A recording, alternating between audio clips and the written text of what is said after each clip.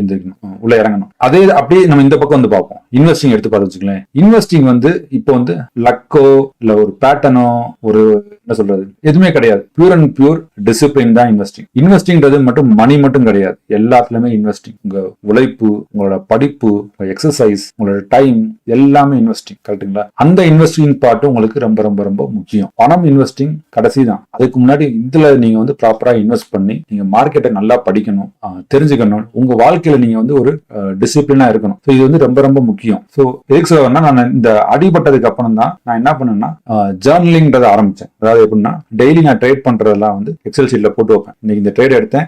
Main முக்கியமான விஷயம் என்னன்னா, இந்த ட்ரேட் எடுக்கும்போது அதுக்கு நான் ரீசன் போடணும். எதுக்காக இந்த ட்ரேட் நான் எடுக்கிறேன், என்னோட லாஜிக் என்ன, என்னோட தாட் ப்ராசஸ் என்ன, இந்த இடத்துல மேல போகும் கீழே போகும் என்ன, எதுக்காக இந்த நான் எதுக்கு நான் புட்டு செல் பண்றேன், எதுக்கு கால் செல் பண்றேன், எதுக்கு ஃபியூச்சர் என்ன பண்ணணும், எதுக்கு இந்த ஸ்ட்ராட்டஜி யூஸ் பண்ணணும் அப்படின்ற இது ஒன்று எடுத்தேன்னா அதுக்கு கிளியர் கட்டா நான் ஒரு டெபினேஷன் எழுத ஆரம்பிப்பேன். எழுத ஆரம்பிச்சா அது ஃபெயில் ஆகுதோ சக்சஸ் ஆகுதோ அதை ஒரு கமெண்ட்ல போடுவேன். போட்டோம்னு வச்சுக்கலேன், கொஞ்ச நாள்ல வந்து உங்களுக்கு அந்த மார்க்கெட்டோட பேட்டர்ன் தெரியுதோ இல்லையோ, உங்களோட பர்சனல் நீங்க உங்களோட பிஹேவியர் என்ன அப்படின்ற பேட்டர்னை உங்களால கண்டுபிடிக்க முடியும். அதுதான் ஒரு லைஃப் சேஞ்சிங் மொமெண்ட் எனக்கு. அந்த டைம்ல நான் லேர்ன் பண்ணதுதான். யாருமே எனக்கு சொல்லிக் கொடுக்காத ஒரு லேர்னிங். அந்த லேர்னிங் எனக்கு லைஃப் லேர்னிங். ட்ரேடிங்ல மட்டும் கிடையாது,